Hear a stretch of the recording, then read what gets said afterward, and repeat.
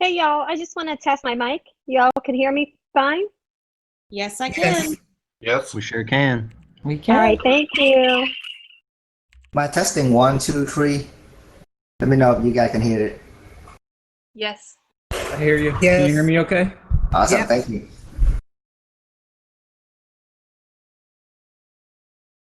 All right.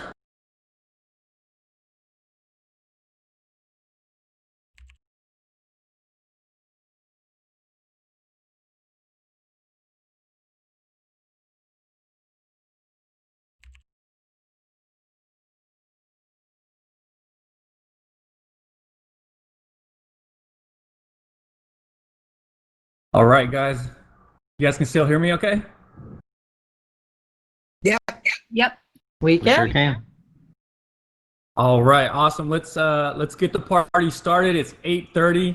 My name is Ray Meyer. Welcome to this week's episode of ICONversations. I'm excited to host our three Icon agents this week. Shannon Milligan from Virginia, Hyoid Gwen from Texas, and Michelle Rinaldi from Florida. We're going to kick this thing off by allowing each one of our icons to introduce themselves with a brief intro. Let the audience know just a little bit where you're from, how long you've been in the business, what your production looks like, and if you're a solo agent or you have a team, and what that looks like. Any three of you can volunteer to go first. Hi, good morning. I'm Michelle Rinaldi. I live in South Florida. I specialize in the condo market. That's primarily where I do all of my business. Oceanfront condos specifically. I've been with EXP. I'm going on my third year. And I work with my husband. It's just the two of us, and we do maybe 12 to 15 million a year. Awesome, thank you. That's awesome. Thank you, Michelle. Hi, everybody. This is Hui, and I'm from Houston, Texas. I've been with the company for 3 years. I've been an agent with a small boutique brokerage for about 2 year period to that. And I'm a solo agent, and just me and my assistant. We close about, I would say, 60 houses per year in the Houston area and surrounding. But yeah, very excited to be here, and with rock star like Michelle and Shannon and Ray, and looking forward to learn from everybody. Hey y'all, Shannon Milligan from Richmond, Virginia. My team is called RVA, as in Richmond, Virginia, home team. And it is just myself, and I have a buyer agent. I hire a transaction coordinator per transaction, which I should have done a long time ago. So for those of you out there, I'd say anytime you sell more than like 20, 25 homes, you might want to look into that. We sell somewhere between 50 and 60 homes per year. We're probably averaging maybe 60 this year. The market has definitely picked up. And volume-wise, I think we're probably on target for about 15 million this year. We have probably 13 or 14 under contract already. So maybe it'll be higher than that, but I'm always a little on the conservative side. Awesome. Thank you guys. And just real quick, just to get to know you guys real quick outside of real estate, what did you guys do before you got into to the real estate business? Well, So, I was in sorry. medical. Oh, no, me too. Yeah, it might be good if you just want to call on us, because I don't want us to talk over each other. I'm sorry. Okay, yeah, that's fine. I was in medical sales at one point, and then I went and I worked for a real estate company doing their marketing. I was the marketing associate for 5 or 6 Caldwell Banker offices in upstate New York. And then I did a little medical marketing and realized that real estate was kind of my jam. Awesome. Thank you. Michelle, do you want to go next? Sure. Okay, so before I got into real estate, I was a stay-at-home mom for probably 4 years. And then before that, I'm originally from New York, so I have a background in finance. I worked on Wall Street in New York, then got married, had my daughter, and was literally a stay-at-home mom. And I did not choose to become a real estate agent because I was so passionate about it. I was thrown into it because we had a really bad financial, we were just in a really bad situation, and I needed to go back to work. I had no choice. And then that's how I kind of fell into real estate, but I knew nothing about it. I had zero background in it. And I've been doing that for the past, I want to say 8 years it's been now in Florida. We relocated down to Florida from Toronto, so we just kind of started over less than scratch, and that's what we've been doing ever since now. Wow, Michelle, is amazing. So for me, believe it or not, my background is actually, I have a degree in computer science, very related to real estate, as you can see. So yeah, back then I was doing IT work, coding, IT support, before I get into real estate. But during that time, I start to buy rental property and start to look into investment property.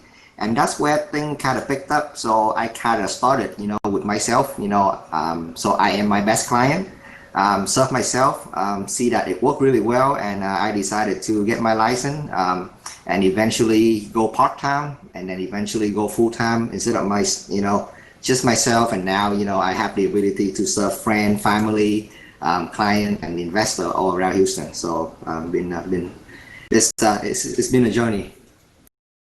Very good, very good. Thank you guys. Next question to roll into, I'm going to ask, what do each of you contribute to your success as an ICON agent? And basically how you became an ICON agent, how long did it take you to reach that level of production, and what do you do to maintain that every year? Michelle, you want to go first? Sure. Becoming an ICON agent was something I consciously made a decision to achieve. My first year with EXP, I wasn't. The properties that I sell are each condo is priced pretty high. Like I'm selling, $400,000 condos up to $1 million condos. So to get the number of transactions to become an ICON agent, I knew I had to step up my game. Volume wise, it's no problem. But when you close a $3 million condo, that's only one deal. And if you need to make a certain number of deals after that, so I really had to dig my heels in and I tracked it. Like I was obsessive, like looking, tracking. And it was something I mentally wanted, and that's really how I did it. It just, I knew I was going to do it. That was my goal. I put it out there in the universe and I just forged forward. Like, there was, no plan B. That was it. It was like, no other option. So. Thank you so much. Huey, you wanna share next? Yeah. I think there's different part to your question. Could you repeat it again? I'm sorry. Yeah, basically what has contributed, or what do you contribute towards your ICON success? How did you get there? How long did it take you? And what do you do to make sure you hit it year in and year out? Okay. I guess, my first year I kind of struggled. I was kind of chasing like all the lead that I can find with no plan in mind. So I would say I don't really know who's my ideal client is. It's my first year, and it just kind of spiraled down from there, because if you don't know what you want, if you don't know what is your ideal client look like, and you cannot, I don't believe that you can get your business together really well. So my first year, that was really tough because I don't really know what I want and what kind of people that I work with. So but guess what, I stick around. I start to like visualize, like every morning or every week I start to visualize who's my perfect client, what does that guy look like, where do they hang out with, just all the detail about that clientele. And by the way, that's how I segment my market, like instead of being geographically segment the market, I kind of serve a specific clientele that I know that I want to work with.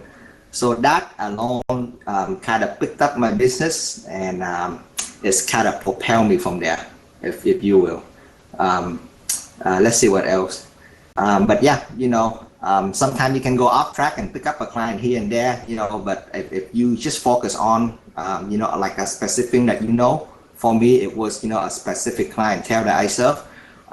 That fact alone, helped me cap the second year and helped me icon the third year in EXP. Very good. Very good. Thank you so much. Shannon, we got you next. So I have a neurotic personality. It helps. It's a love-hate thing. It helps me to want to achieve things, but it's also what drives me crazy. And so what I would say is, for those that don't have the neurotic personality, you have to find things that will fill you up and get you out and about and to do things. And because I'm neurotic and I set this goal of icon's my benchmark. If I icon, I'm cool. I don't care about the volume really at all. I care about the units just so I can icon, and the units come by doing a good job for other people. And so I kind of channeled my neuroticness into raving fans. Like, I just really go out and I love on people. I do all these fun things for past clients and my sphere of influence, and I just tried to give really good service and find ways to differentiate myself and to stand out of the crowd. And honestly, there's a lot of just blind faith too, that it will come. And I want to just give the caveat to say, I quit about 4 times a year in this business. Just so y'all know, in my head, I quit about 4 times a year. I still have moments of, I said to my husband about 3 times this year, what if I never get any more business? What if I never get any more business? Because that's where the neuroticness comes in. And he's like, that won't ever happen because you're so neurotic and you're going to just go out and create business. So you got to go out, you got to play in traffic. And that's what I try to do. You can't get hit by the car if you're not playing in traffic. So just get out there, make it your mission to meet people. My goal before COVID, everything's changed a little bit with COVID, but my goal was to take somebody out to lunch once a week, every week, and just break bread and create raving fans, and getting out playing in the traffic so I can get hit. Oh, thank you guys. Thank you for keeping it genuine and sharing those stories. Our next question is going to have to do, I'm curious to see how you guys operate on a daily basis. So wanted to ask, do you have a daily routine? And if so, what does that look like? And we'll start with Huey this time.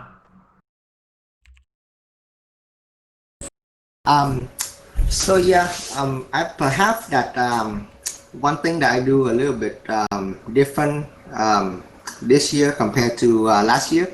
I start to eat the frog first, if you will, in the morning. I don't know if you guys read the book. It's called Eat That Frog by Brian Tracy. I tend, last year, I tend like to do all the easy stuff in the morning, and then I leave the stuff that I need to do, like lead generation, reaching out to agent, reaching out to buyer and seller. I tend to leave it last, and guess what? When you do that, the day start to take away from you, and before you notice, the day is over, and you don't even have the task that you need to do to be done. Or I just make a commitment, like every morning, like before the phone starts to ring, I need to call, at least call one agent, I need to call one of my VIP client, I need to reach out to one buyer, I need to reach out to one seller. I have a list of things, that I need to do before the day started. And if I do that, the rest of the day is going to be bonus to me. If I do that, I can even go, play for the rest of the afternoon. And the day will just take care of itself if I need to get this certain task done. Very good. Thank you, Huey. Shannon, you want to go next? I mean, it's a real short answer. I don't have a schedule, y'all. I'm the Wizard of Oz. You pull back that curtain, and I'm a mess. I'm really trying to figure that out. Every time I sit down to create a schedule, I'm the classic case of I let everybody else blow up my schedule. So I'm just being real here. It's something that I really need to work on and to figure out. The one thing I need to do every day that if I don't do it, I get pretty cranky is now working out of some sort, whether it's just a walk or actually working out. I have to do it for my mental health, especially when we're this busy. But really, I don't have any rhyme or reason to it. There's a feel that I know I start to feel when I haven't done enough or haven't been in touch with my clients, and I pour into that, and then I'm the classic case of you hit the gas when you need to, and then when I look back, I'm like, why did I slow down? Oh yeah, because I took my foot off the pedal. So just being very honest here. Very good. Thank you for that. Michelle. Yeah, Shannon, that's awesome. I feel exactly the same way. After I had my first daughter, I learned that you cannot control infants and you cannot control real estate. Those are two lessons I learned the hard way. And the more I tried to control and structure my daughter, the worse it got. And that's how it is with real estate too. I can have my whole day planned out, and then all of a sudden a monkey wrench will get thrown in. I'll need to show condos, but yet I've got an inspection scheduled at 2 o'clock and an appraisal and 5 other things going on. Inconsistency is the only thing that's consistent. And I've just learned that, you know what? I can have a very loose schedule. I know when my set appointments are, but things are going to come flying at you, and you have to learn, not to get hit in the face and to just deal with it and not to get overwhelmed and stressed out about it. Not to say that I don't, because I do, but you just have to always expect the unexpected. I planned on going to the beach this weekend, but I'm not. I'm working, and that's just the way it is, and that's going to happen all the time. So you just need to be okay with getting derailed. Sometimes you just can't help it. So no set structure in my day, just a loose idea of what's coming. Brushing my teeth, that's going to happen. Other than that, I'm not sure. Yeah. Thank you guys. Thank you for keeping it real, and thank you all for sharing.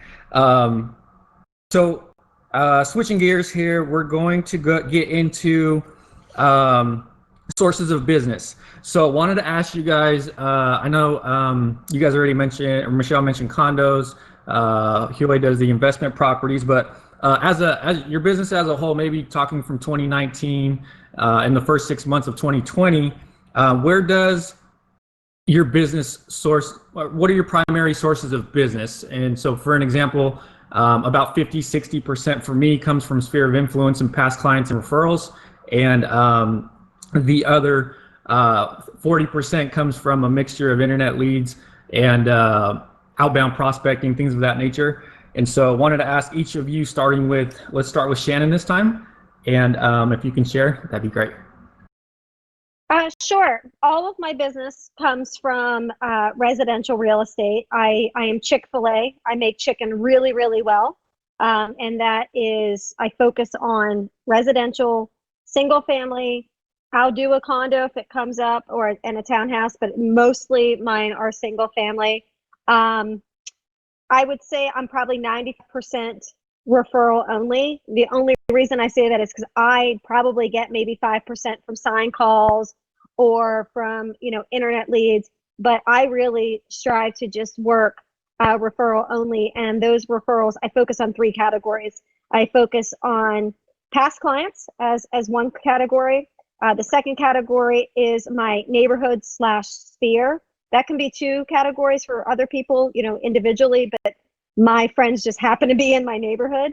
So that's a category. And then I found that a third of my business was coming from fellow agents, just from hearing about, the work that we do and feeling confident enough to send us referrals. And so I focus on loving on those people, finding ways to contribute, to give back. Awesome. Thank you so much. Michelle, you want to go next? Sure. Because I'm in the condo market, my leads aren't generated the same way maybe somebody who is in single family residential, like I don't do open houses, I don't have signs, I don't get leads from a lot of the ways that you would if you specialize in the single family home market. I rely a lot on, well, now thankfully that I've been around and people know that I'm, pretty decent real estate agent, I'll get referrals. People know my name. They know who I am. I walk in a building and they're like, oh, look, there's that blonde girl in the ponytail. She's probably selling something. Like I'm recognizable in my farm area. And I work it really, really, really well. But I get a lot of my leads from Zillow.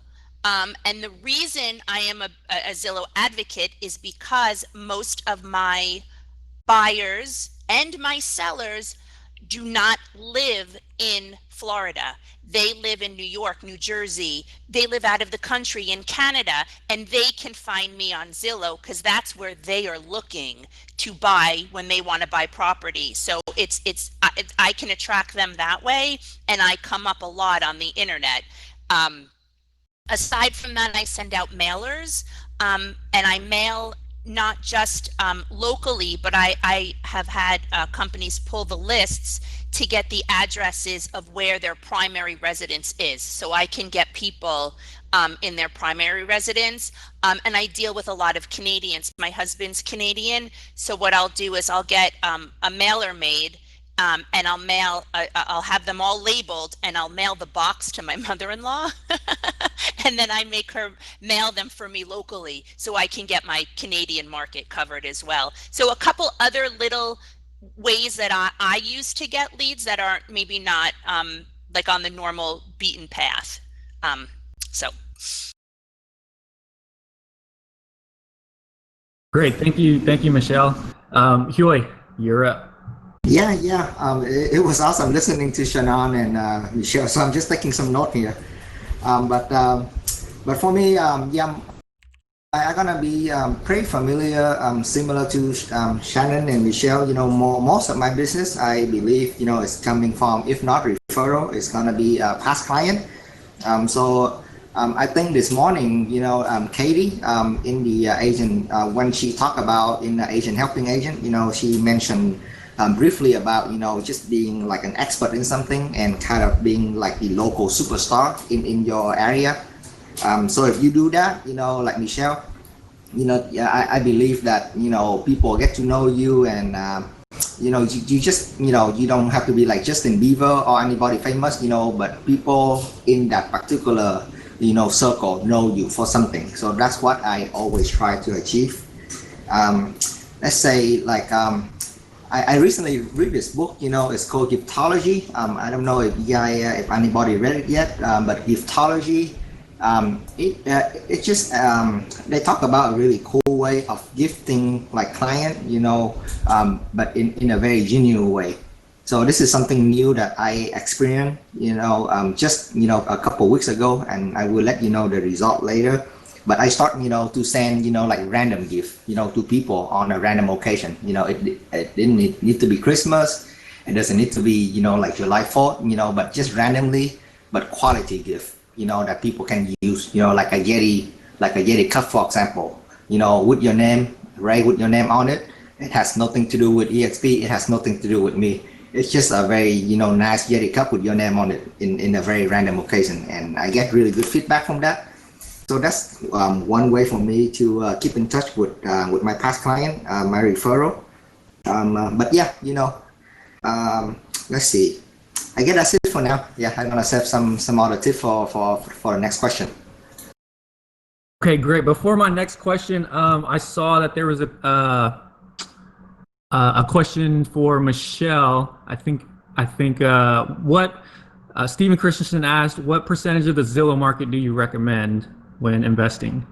That's a tricky question. I mean, I own my market. Like I'm like number one. I come up all the time, and I get all the leads that come into my market. What you need to do is you need to go on Zillow and you need to type in your zip code. I do not recommend you buy multiple zip codes. Just focus in on the one you want, because that you want to be like in the top three.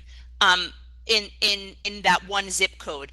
And if you pull up the zip code, there is a way for you to see every other agent who is paying to advertise on Zillow, and you will see what percentage that they own of that zip code.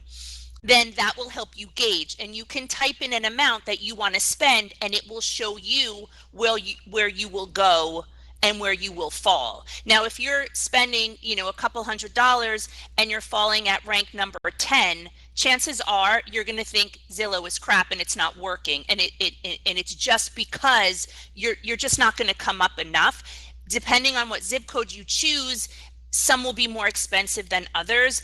I get a lot of crap, there's no other word to say it, from Zillow as well, but I'm telling you, they do pay off. They do.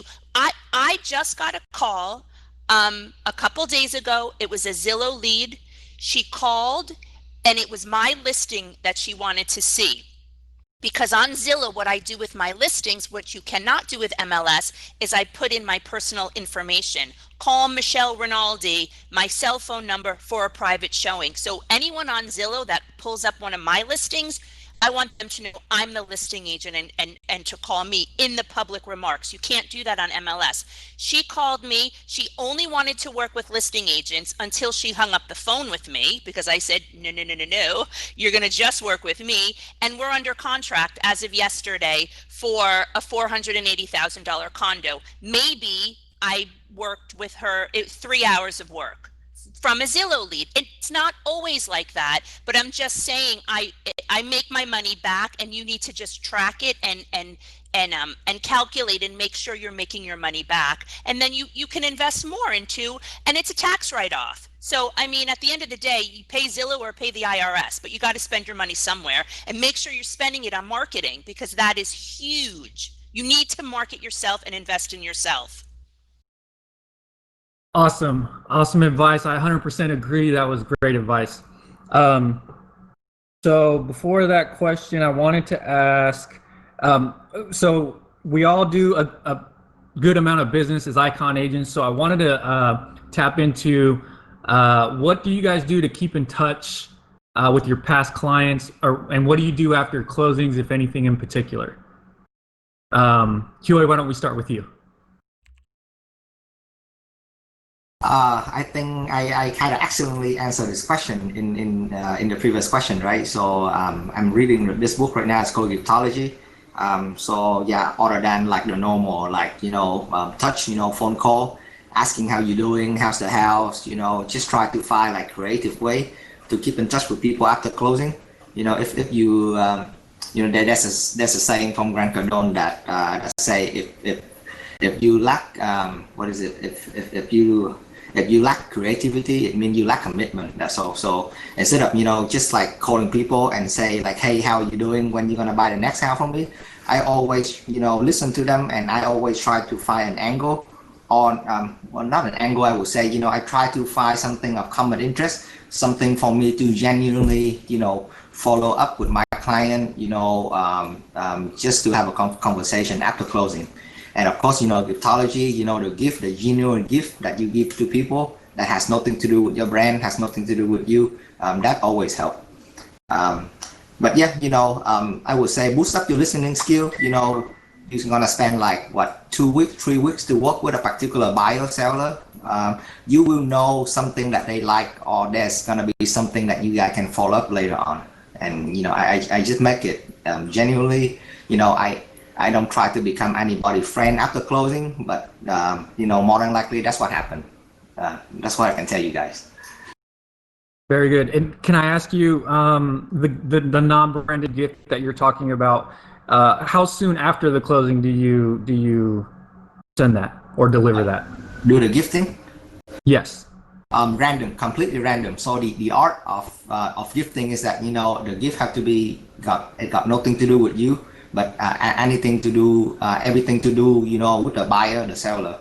It needs to be random, because if you send it in Christmas, if you send it in like occasional event, Father's Day, Mother's Day, July 4th, it's gonna get lost, in with all the noise.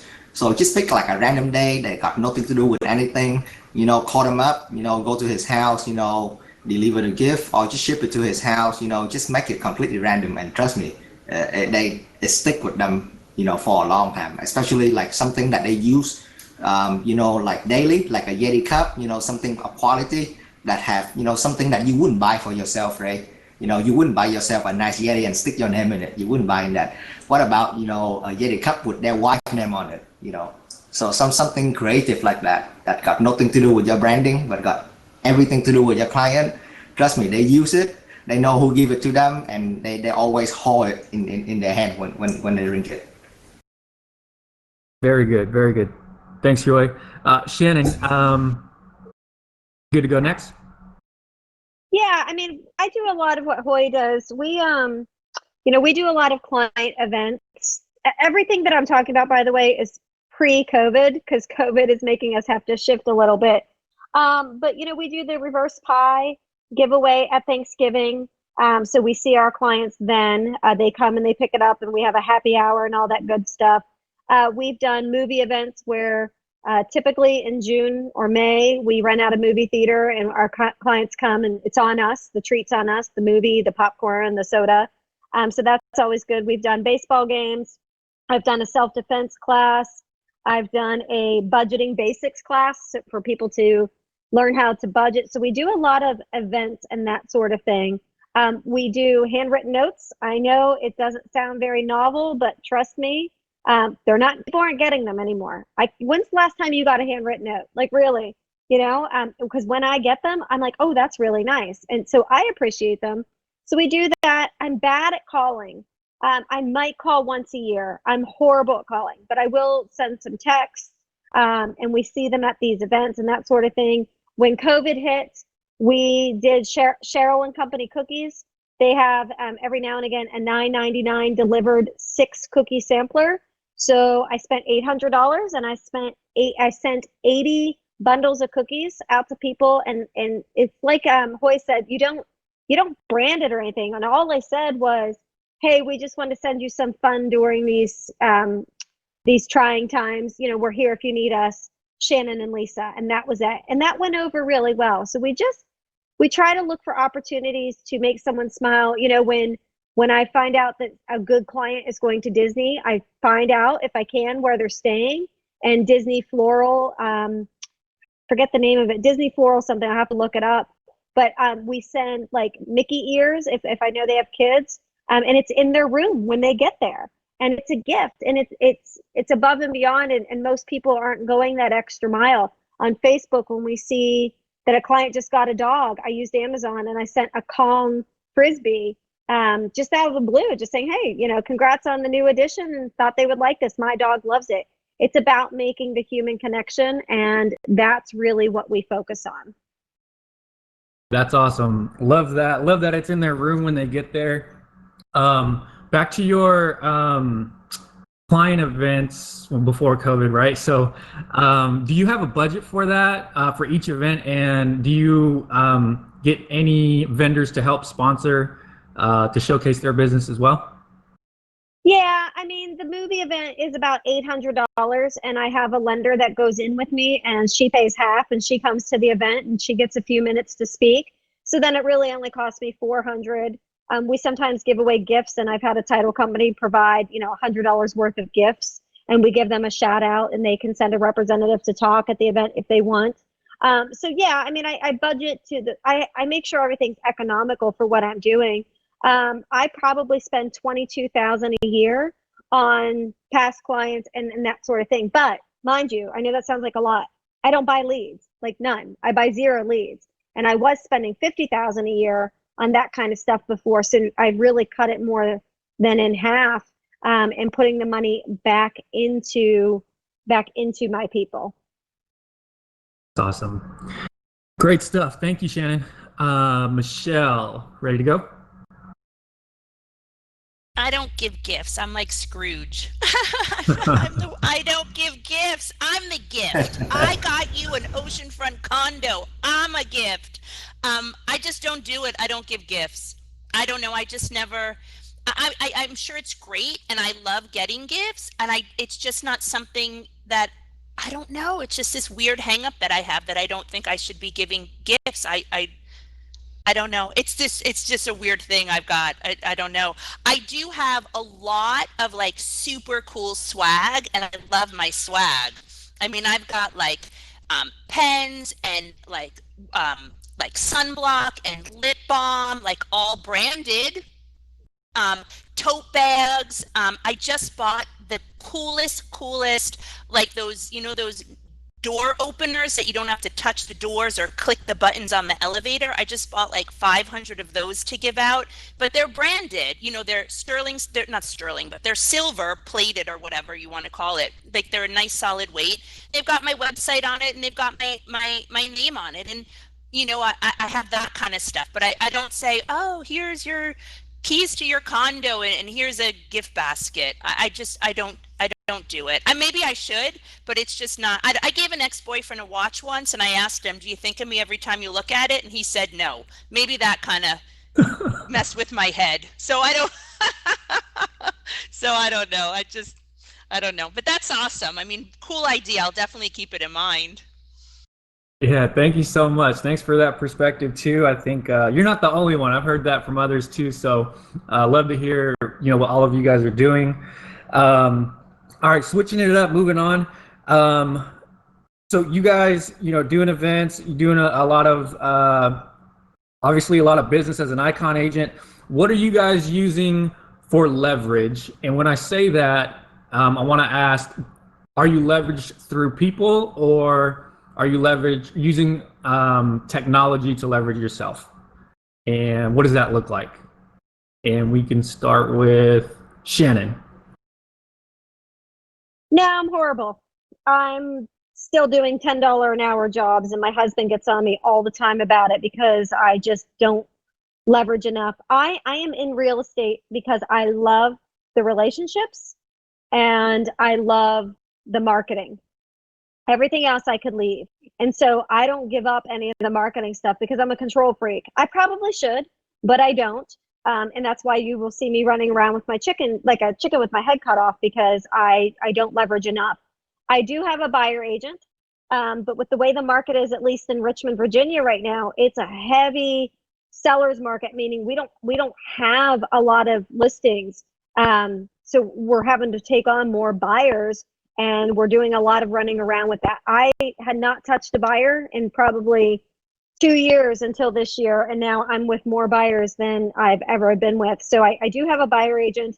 And like I said earlier, I hire per transaction coordinator. She charges $225 per transaction. I find it's worth every penny. But that being said, I'm still in the weeds. I'm still doing the marketing. I'm still doing some of the admin stuff that she doesn't take on. It's not the smartest move. I do everything backwards. And so, but I'm sharing that because I want people to know success looks different for everybody. Somehow I've still managed to be successful in this business. My husband's always like, can you imagine if you actually leverage people, how successful you could be? But here's the thing. My husband calls it your woody woofy. What do you want for you? And I know what I want for myself. I don't want to sell hundreds of homes a year. I don't, because what did I tell you I'm in this for?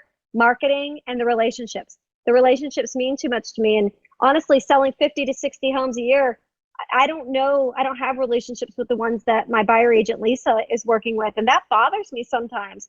I mean, it had to happen because we just got to the volume. And by the way, the leads that I get now, sometimes we are getting too many referrals. I have now started to leverage a bit. What I'm trying to do is I had a meeting with somebody yesterday and I said, hey, listen, if you come to EXP in my downline, because it has to be in my downline because of what I'm about to say, I'm going to send you leads. You can do it 50-50, my overflow business. And then the way I introduce that to the person is, hey, listen, I can't work with you at the moment, but my business partner will be happy to give you a call. And so I've been looking for somebody to fill that void, to leverage that a little bit, because I don't want another full-time team member. So this will be kind of like a pseudo team member. And I honestly, if my buyer agent ever leaves, I will probably do that. I will find some people to come in my downline, come on over to EXP, and I will make them business partners in that sense and give them overflow. But that's kind of how I'm set up. No, that's awesome. That's smart too, because you can track referrals and all that kind of the closings in the back office. So that's awesome. Thank you for sharing that. Michelle, I'm gonna pick on you, but real quick before you answer that question about leverage, somebody in the chat asked where do you purchase the swag? Is it somewhere locally where you live, or is it somewhere online that you can recommend? I use a couple different companies depending on what I'm ordering. I'd have to go back. I don't know the actual names of the company, but like I ordered like these killer beach tote bags, because again, I sell, vacation properties. So it's like everything to do with like the beach. Tervis, they're not the Tervis brand name, they're knockoff ones, with my name and logo on it, but things you can pour drinks in and take to the beach. I can get the name of, there's a couple different places that I use. My husband actually is the one that just ordered those hand-free door, stylus openers, and I don't know where he got them from, but he said he got them for a good price, but I don't know where. I'd have to look into it. It's several different companies that I use. Awesome. Thank you for that. So yeah, reach out to Michelle if if you want to know the name. So moving on to the question that we were on, we were just talking about, how do you leverage if you do, and if it's through people or technology or both. So like I said, I work with my husband, so I make him do all the crap that I don't want to do. So that's kind of how I divvy up my my day. I first started out just, clawing my way to the top, working rentals and anything that would come my way. And now I'm so fortunate to have so many listings, because those are my babies. I love listings. I like just going, and a lot of them are vacant. My sellers aren't there, so I can go in there, restage the property, get it ready for pictures, market it, find out, that one feature that sets it apart from, all the other units maybe in that building. Like each one of my listings is like a different kid, and I just got to find out what makes that one so special. My husband, I'll send him out with buyers because he has the patience of a saint. I don't want to hear about, oh, look at the walls, and oh, wow, what kind of sofa is that? Like, I don't want to hear any of that. So he does a lot of that for me because he's great with buyers.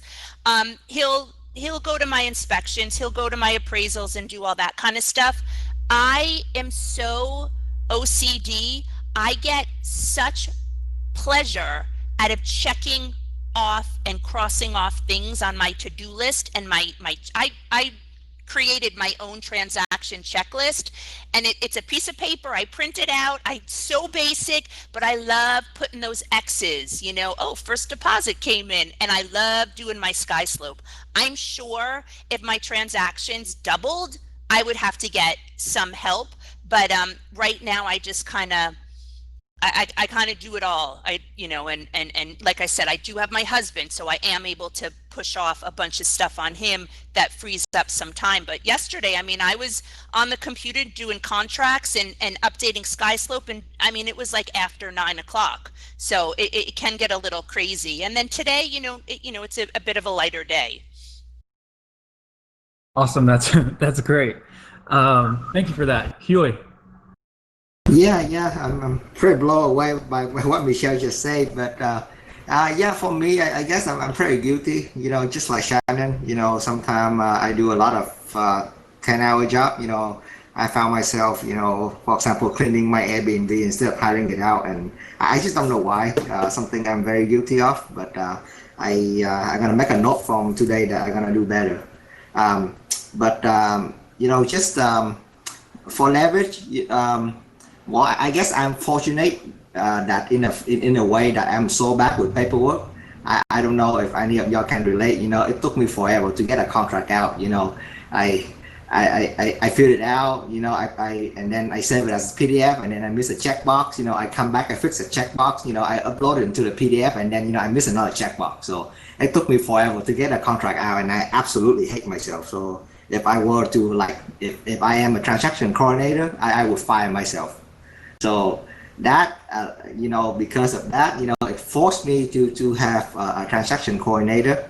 And just like Shannon, per basis, we pay her per transaction.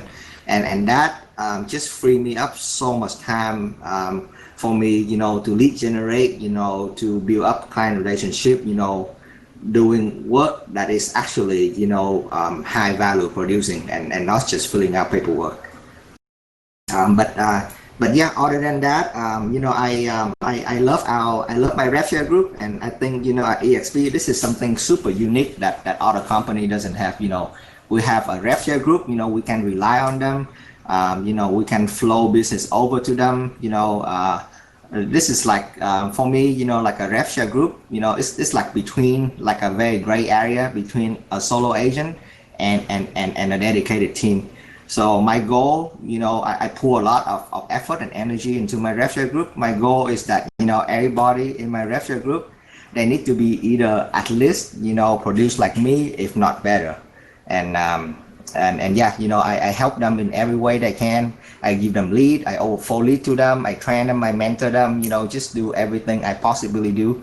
My goal is that, to duplicate myself, if not better, throughout every single agent in my rev share group, and so far the result has been paying off tremendously. Awesome. Thank you, Hugh. Thank you for sharing that. All right, next question. I was gonna ask, when your business is falling behind, where do you go for a booster?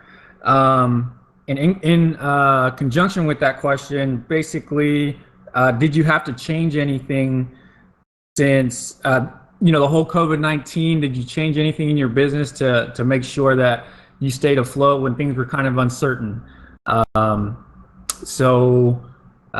Michelle, did anything change for you? Did anything change for me for what the since the whole COVID-19 deal? Yeah, well, I mean, huge. I mean, what happened was a lot of the condos, they all got nervous and they literally shut down and would not, even though real estate agents were deemed essential in Florida, in the condos, they said nobody comes in, no real estate, no vendors, no contractors. So there was a period, I want to say, of maybe at least 4 weeks where I couldn't even show any of my listings, but it was during like the peak where everybody was kind of in a panic and nobody was going anywhere anyway. So I mean, that was a little rough, because remember, that happened during my season, when I have the most people down here. The Canadians all had to leave the US and go back to Canada. I wasn't having people fly in from other states because, international has been shut down. And so, yeah, things kind of slowed down, but now I'm finding it's picking back up and everybody wants to move to Florida. So things are getting better now. But yeah, there was a little, like, I got a little bit nervous there. I started drinking a little too much for a couple of days, and then, everything got back into full swing. So it was it got a little nervous there, but we're good now. Thank you so much for sharing. Shannon, what about you?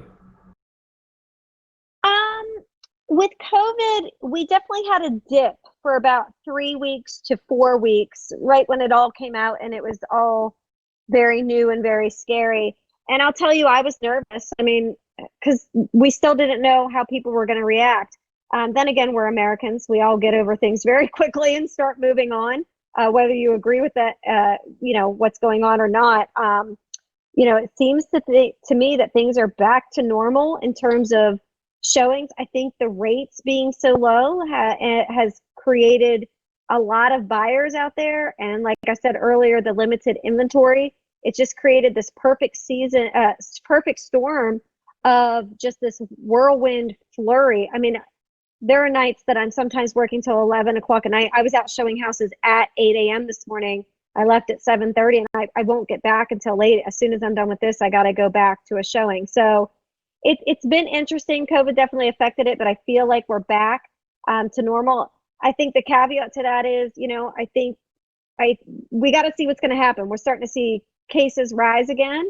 So is that going to have some kind of outcome on this? I don't know. I keep telling my buyer agent, we gotta get our deals done. Like, I know it's busy and I know that we're barely sleeping and that we're barely getting to eat right now, but we gotta save for a rainy day just in case, because if COVID's taught you anything, it's that you have to expect the unexpected. And what we do for a boost when we get slow, like when I get slow, I realize it's not even so much a boost. I just get back to doing what I should be doing. I haven't kept in touch with my clients. I haven't taken somebody to lunch. I haven't sent a handwritten note. I get back to doing my core tasks that I need to do to stay in touch with people. And the other thing is I really stay in touch with people on social media. That way I'm you got to kind of be the peripheral friend, right? You don't need to be their best friend, but you have to be in their line of vision, just on the peripheral, so that when they hear of somebody looking to buy or sell, or when they're thinking, they remember you. So I really just try to, when I'm slow, I try to get back into the peripheral. Awesome. Great. Thank you so much, Shannon. Huey, how about yourself? Yeah. So like I told you guys, I almost quit in my first year of real estate. To be honest, it was really tough. Okay, but I did one thing right. I stick with the people that is more successful than me, and I purposely try to find time to seek out those people, and I just try my best, to add value to those people, and I just try to find all the time I could to hang out with them. So, let's say back then when business was really slow, when I had nothing going on, I just go to my the agent that sponsored me, Jeff and Amanda. I just go to the office, and although I don't have anything to do there, I just go there and I just hang out in the lobby. Hopefully I can pick up something from them, from a conversation, stuff like that. But it keep me going to see the to see the successful people that already did that what I'm trying to do. That keep me going, and that kind of pull me out of a hole, if you will. But yeah, other than that, I guard the information that is coming to my head very carefully, especially with COVID right now, with all the hate that is going on right now. I'm super careful of who I listen to and what kind of information that go into my mind, because it is affecting me mentally. I share you guys a trick, like social media. The moment the moment that the people they complain, they spread hate, they spread negative news. To be honest, I just unfollow them, okay, completely. And I follow people like Shannon. I follow people like Michelle, Ray. I love Shannon post, right? So I just click on Shannon post and I say, okay, Shannon, I'm gonna see her post first before I see everybody else. I'm gonna see Robert Kiyosaki post first. I'm gonna see Grant Cardone post first. I see all the, I make sure that my environment, is surrounded, with successful and supportive people, and I weed out all the negative, all the naysayer, I just weed them out, completely out my circle. I don't even care, I just don't pick them up. I don't follow them, and that's what keep me going. Awesome. Thank you, Huey. That actually leads us a little bit into my next question. We have time for about one or two questions left. And then if anybody has questions in the audience or last minute questions, please type them in the chat. So how do you guys counterbalance your business and personal life? You guys all seem like really busy agents. What do you guys do in your personal time to recharge? And Shannon, can we start with you? I want to say drink, but I'm totally kidding, but totally. Right now it doesn't feel like there is much of a personal life, I'll be honest. What I try to remember and remind myself of, I'm usually really slow in November, December. I remember we went to Montana in December and I had no care in the world. I didn't think about business. There was no real business. Like, I was super slow. So I try to remember that during these times I might be a little absent, but I really get like a good month or two off in end of November, Thanksgiving to New Year's, right? Like, it's usually pretty slow. I might have a client or two, but I don't really have a lot of personal time. I do know that if I don't get my exercise in, I get a little cranky. And the thing that I'm trying to learn right now is that no is a complete sentence.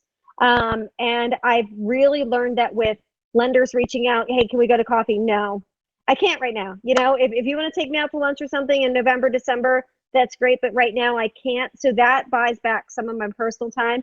And the other thing I will say is when I absolutely have to do something, if I have to be at a doctor appointment for my kid or something like that, and somebody says, hey, can you show me at 2:00? And that's when my kid's appointment is. I'm sorry, I have another appointment at the moment. I don't need to know what it is. You can make your family a priority when you absolutely have to. I fail at that a lot. I'm really working on it, but that is what I've learned, is to say no and to schedule time for the family. Yes, 100% agree. Thank you for that. Joy, we'll go back to you, and maybe you can add a few things. I know you're talking about keeping your mind sharp by not allowing any negativity in. Do you do anything else on top of that to balance your business from your personal life? Yeah, and I struggle with this a lot as well, especially after I quit my full-time job. Right, you quit your job, you have one boss, and to realize that you do this thing and you have many bosses, and it just drove me absolutely nuts in the first year, because I just show people houses, I do appointment all over the place, I pick up phone after 7. It was a completely mess. But from that point up now on, fast forward 3 years from now, I learned to control my time very more efficiently, so time block, if you will.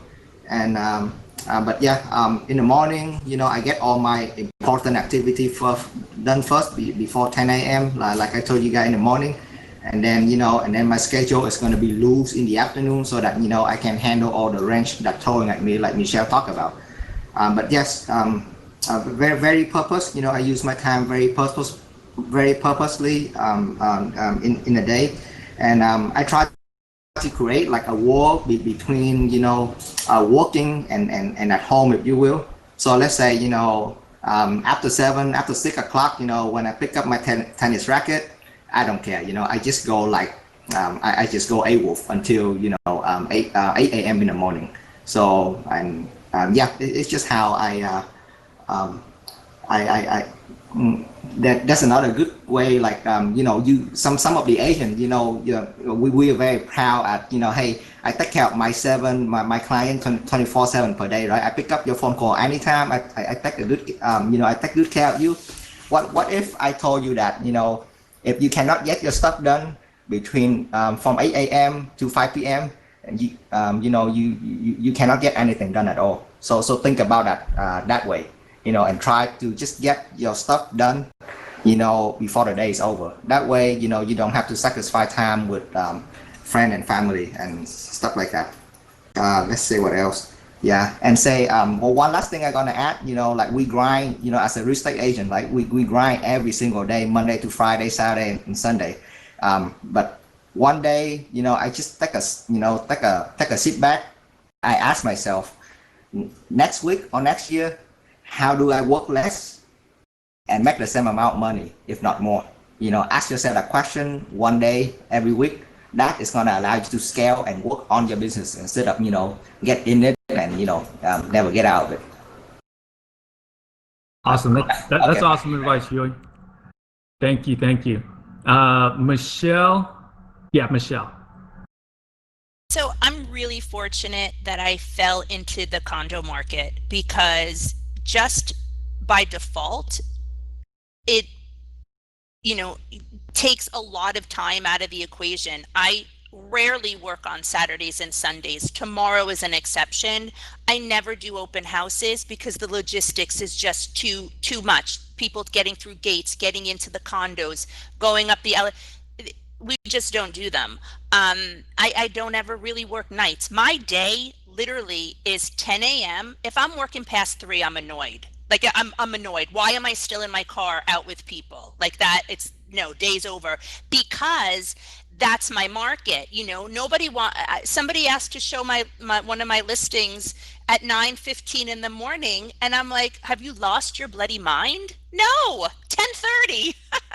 It's too early. You're crazy, lady. So and that's just the condo market. That gives me the gift of time, and I didn't know it when I got into it. I actually didn't want to just do condos, but it turned out to be the biggest blessing to be able to, engage and be a mom with my kids, still enjoy my weekends, enjoy my evenings, and not be running out the door, at the crack of dawn, running around with people. So by default, I have a life that does not go without exception. Like I said last night, it was a big day yesterday, and I was working till late. Tomorrow, yes, I have somebody coming in from out of town. He said his only time was free on Saturday. So things do come up, but overall, it's very manageable as far as, my day. It ends on its own. We're done. We meet at 10,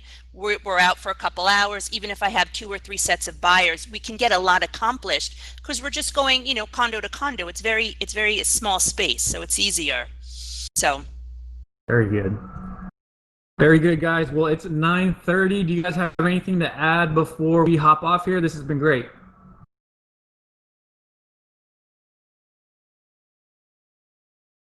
No, thank you guys for joining us. Thank you. Thank you, Shannon, Michelle, Ray, everyone. It was good. You guys are so awesome.